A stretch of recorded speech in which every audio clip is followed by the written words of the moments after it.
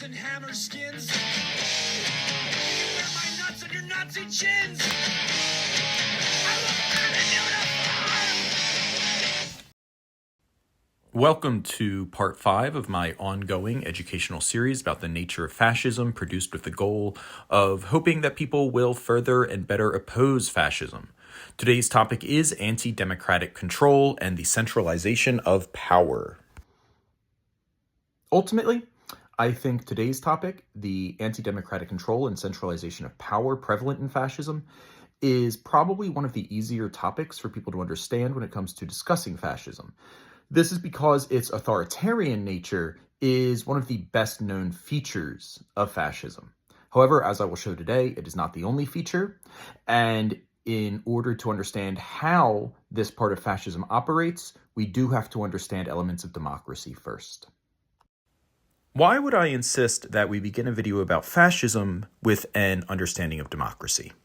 Well, the fact is, unfortunately, that fascism would be fundamentally impossible without democratic ideals. Stick with me here. I know some of you may not like what I just said, but trust me.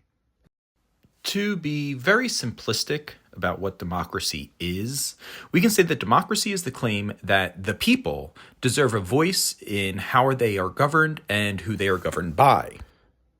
Democracy asserts that the people, the average person, the everyday person, deserves power. It ultimately asserts that the people, instead of the ruler, are sovereign.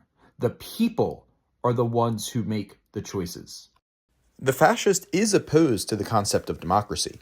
However, as I showed in my earlier videos, the fascist will also claim to speak for the people, will claim to represent the masses. And it is only the development of democracy that brings the people into political life at all. So without the rise of democratic ideals, no one would care, for the most part, what the people think. And without caring what the people think, there would be no basis for a fascist to claim to be the sole voice of the people. These are people who work hard, but no longer have a voice. I am your voice. What we see then is that the fascist adopts the language of democracy. The fascist will claim to speak for the people, but the fascist will always take away the rights of those same people. The fascist will tell you that they are your voice, and thus you need no voice of your own. For 4 more years, you know what? It'll be fixed. It'll be fine. You won't have to vote anymore, my beautiful Christians. I love you.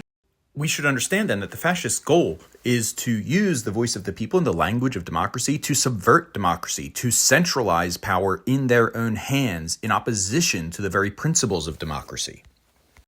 We, of course, see this happening in the United States right now as Donald Trump centralizes his authority. We, of course, saw this first in the Republican Party itself as Trump ousted anyone who would speak against him, thus centralizing all power in himself and in his sycophants. We see Trump now expanding that strategy as he attempts to eliminate anyone in the federal workforce who might oppose him or disagree with him.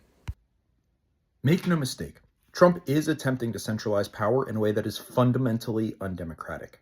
Not only is he attempting to eliminate those who would oppose him from the federal workforce and from those who would advise him, he is also using presidential orders in an increasingly authoritarian way that bypasses the rule of law.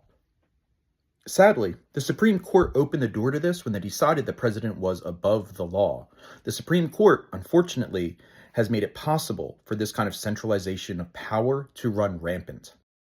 We are seeing this step in the rise of fascism emerge in real time.